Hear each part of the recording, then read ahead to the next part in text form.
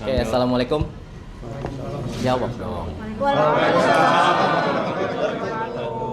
Hukum menjawab salam itu adalah wajib. Oke. Oke, baik teman-teman semua. Jadi saya mau cerita dari hari ini. Jadi hari ini Jumat tadi pagi Bapak Presiden sudah tiba dari kunjungan ke luar negeri dari Amerika Serikat, Inggris, Jordania, kemudian UAE, ya. Kemudian hari ini juga nanti sore beliau akan melaksanakan rapat terbatas menjelang berbuka puasa mungkin sekitar jam 4. Kemudian rapat terbatas sampai berbuka. Kemudian mungkin nanti disambung lagi, lokasinya di Kertanegara, tapi tertutup. Itu satu.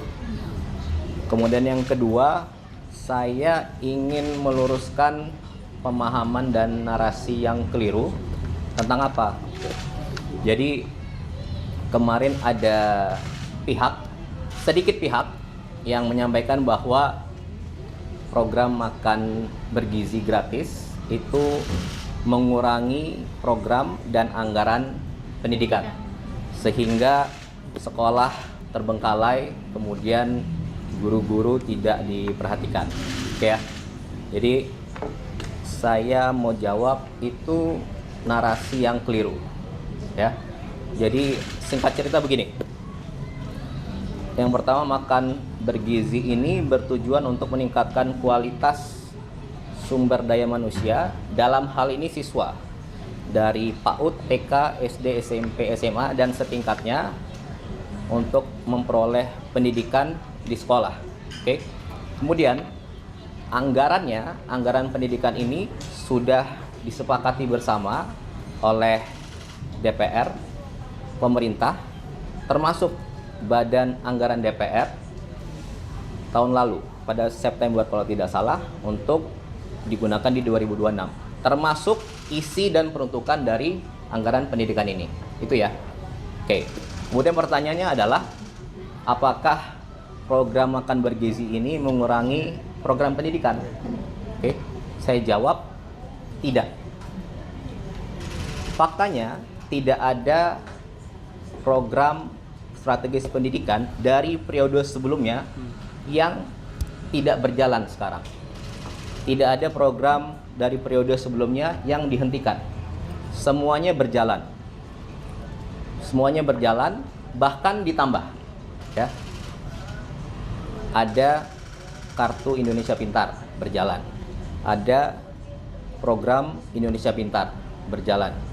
Bahkan Presiden Prabowo menambahkan ada sekolah rakyat. Untuk apa?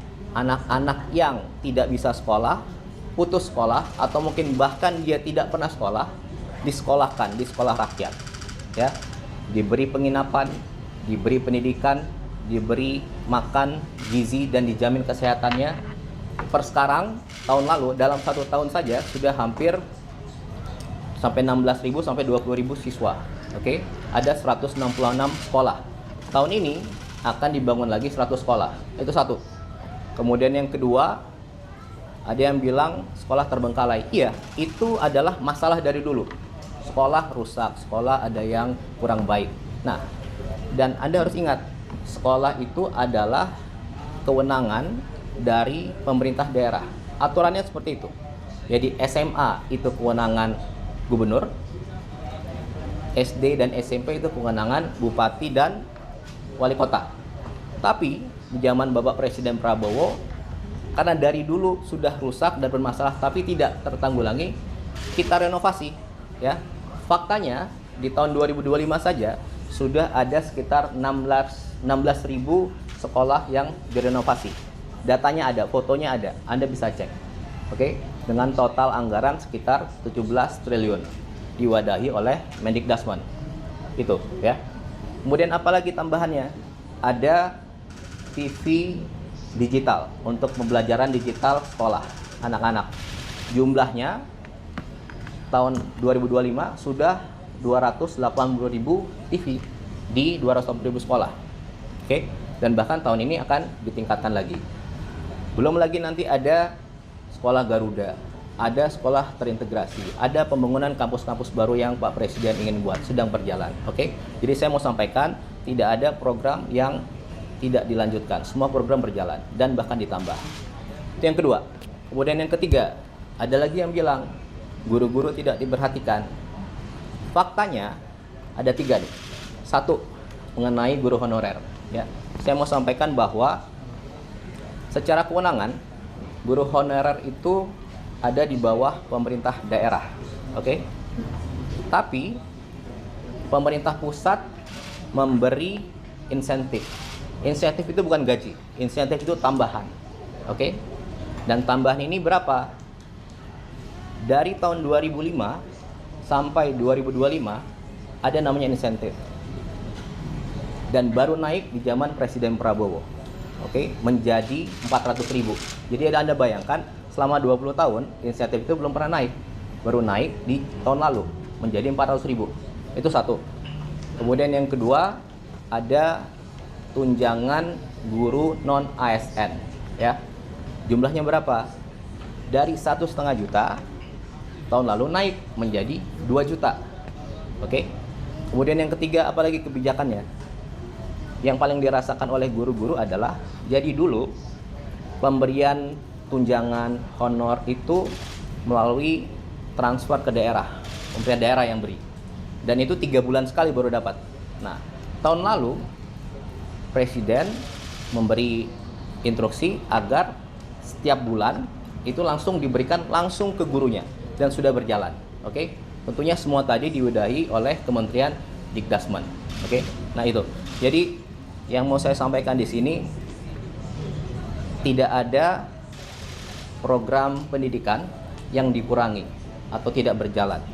Seluruhnya berjalan, dilanjutkan, bahkan ditambah, dan lebih detail, lebih fokus kepada siswanya, sekolahnya, dan juga gurunya, ya. Jadi saya rasa itu menjawab semua pertanyaan. Itu aja kira-kira yang bisa saya sampaikan. Oke, terima kasih. Mas, kalau boleh tanya, ini kan lagi ramai juga di sosmed mengatakan kalau misalkan setelah ada program MBG ini bahan-bahan kayak cabai bawang itu pada naik lonjak. Nah, terus habis itu ada beberapa yang mengatakan juga UMK malah jadi turun kayak ikan tapi malah pada itu. Nah, itu boleh nggak sih Mas dilurusin lagi gimana kalau misalkan dari program ini sebenarnya tidak menyenggol arah situ? Oke, intinya saya mau jawab. Ini tadi saya bilang, program MBG ini untuk meningkatkan kualitas sumber daya manusia. Oke, kalau yang tadi itu nanti Kepala Badan akan menjelaskan besok detail. Beliau akan memberikan secara detail khusus mengenai apa yang harus dibenahi dan dilaksanakan ke depan. Itu ya kira-kira. Oke, saya mau jawab yang perihal tadi itu. Oke, itu aja. Sekali lagi. Kalau dari PDIP kan menyebutkan dari lampiran Perpres itu 223 triliun itu untuk BGN dari dana pendidikan. Itu seperti apa, Mas? Apa? Ya itu tadi saya bilang. Itu udah ada di lampiran Perpresnya gitu, Mas, kata PDIP. Iya. Jadi namanya anggaran pendidikan itu 20% dari APBN. Oke. Nah, di tahun ini 769,1 T itu 20%. Oke. Dan itu anggaran pendidikan. Anggaran pendidikan itu apa? Banyak. Isinya peruntukannya, ya.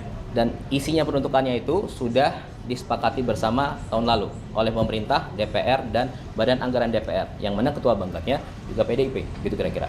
Dan tadi semua hal itu adalah termasuk MBG adalah fondasi awal untuk memperbaiki pendidikan ke depan. Itu kira-kira, ya.